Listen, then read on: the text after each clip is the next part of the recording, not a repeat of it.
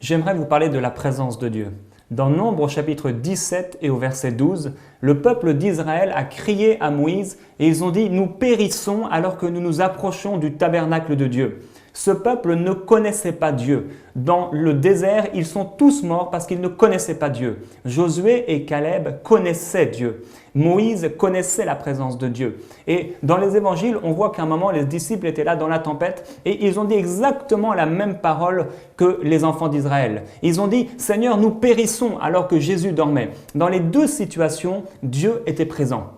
Dieu était là, mais les disciples, comme le peuple d'Israël, ne connaissaient pas qui était Dieu. J'aimerais vous dire dans Actes au chapitre 4 et au verset 12, il nous est dit « Il n'y a de salut en aucun autre, si ce n'est dans le nom de Jésus ». C'est le seul nom qui nous a été donné pour être sauvés. Et la Bible nous dit que l'espérance ne trompe pas parce que le Saint-Esprit a été répandu dans notre esprit.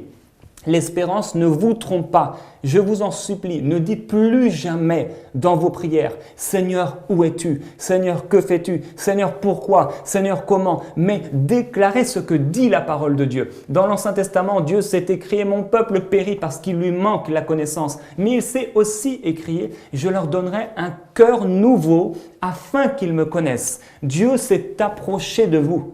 Et la Bible nous dit « Dépouillez-vous des œuvres des ténèbres ». Pourquoi Dieu vous paraît loin? Parce qu'il y a des ténèbres encore en vous que vous acceptez, parfois l'ignorance, parfois du péché. Mais une chose est certaine, plus vous allez vous dépouiller de vous-même, plus vous allez vous dépouiller de vos propres œuvres charnelles, de vos propres œuvres humaines et religieuses, et plus vous allez marcher dans la parole de Dieu, dans ce que Jésus a réellement accompli pour vous à la croix, et plus cette présence de Dieu qui est de toute façon ici, elle va se manifester dans votre vie. Dieu s'est approché de vous. Vous n'êtes pas des chiens, vous n'êtes pas des esclaves, vous n'êtes pas des serviteurs inutiles, mais il vous a appelés ses enfants. Vous êtes des fils et des filles de Dieu. Et le plus grand désir de votre Père Céleste, c'est que vous puissiez savoir qu'il est bon. Il dit, à plus forte raison, vous qui savez donner de bonnes choses à vos enfants, le Père vous donnera le Saint-Esprit. Et Jésus a dit, je ne vous laisserai pas orphelins, mais je vous donnerai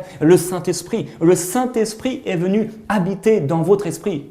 Il dit, il est venu tabernacler, prendre toute la place dans votre esprit. Il dit, voici le jour où les enfants de Dieu adoreront le Père en esprit et en vérité. Nous sommes dans ce jour nouveau où Dieu vous dit, dépouillez-vous de vos ignorances, dépouillez-vous de votre façon de penser sur la présence de Dieu et armez-vous de la présence de Dieu.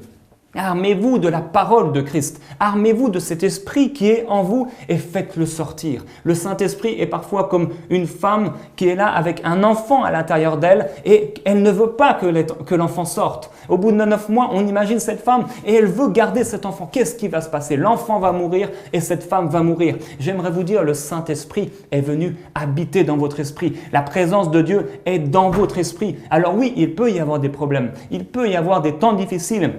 Mais le Seigneur est avec vous. Et ce que le diable veut faire par-dessus tout, c'est qu'il veut vous dire « Dieu n'est pas là, Dieu n'entend pas vos prières, Dieu ne peut rien faire. » Parce qu'il sait que s'il vous fait croire cela, s'il vous dit « Dieu a-t-il réellement dit ?» alors vous allez commencer à déclarer le contraire de ce que dit sa parole. Je vous en supplie, ne dites plus jamais « Seigneur, où es-tu ?» mais dites « Seigneur, tu es avec moi. Seigneur, tu t'es approché de moi. Seigneur, tu es venu habiter dans mon esprit. » Et la présence de Dieu est pour vous. Maintenant, Dieu vous dit, où est votre soif? Où est votre foi dans la parole de Dieu? Il s'est approché de vous et il dit, approchez-vous de moi et je m'approcherai de vous. Soyez des croyants qui croient réellement et vous verrez la présence de Dieu dans votre vie d'une façon régulière, d'une façon quotidienne. Le Saint-Esprit, Jésus a dit de lui qu'il ne nous laisserait pas orphelins, mais qu'il nous l'enverrait pour qu'il soit avec nous tous les jours. Comme lui-même est avec nous tous les jours jusqu'à la fin du monde. Le Saint-Esprit est là en ce moment alors que vous écoutez cette vidéo et les prochaines minutes vous appartiennent. Qu'allez-vous faire de ces prochaines minutes? Allez-vous passer un temps dans la présence de Dieu, sachant que de toute façon, il était là avant que vous écoutiez cette vidéo? Ou allez-vous tout simplement marcher à nouveau dans l'ignorance, en train de dire « je ne ressens pas la présence de Dieu » et en train de manifester et de parler ce que le diable veut exactement faire de vous? Vous avez un choix qui vous est donné chaque jour qui passe, le choix de passer du temps dans la présence de Dieu, dans la parole de Dieu, assis fermement dans ce que Jésus a réellement fait pour vous à la croix, où vous avez le choix de marcher dans les œuvres démoniaques qui vous disent « Dieu, oui, vous a réellement sauvé, mais il ne peut rien faire pour vous. » Non, Dieu s'est approché de toi. Dieu s'est approché de vous et tout ce qu'il veut, c'est que vous puissiez marcher comme des enfants sur sa parole et un jour nouveau se lèvera sur vous.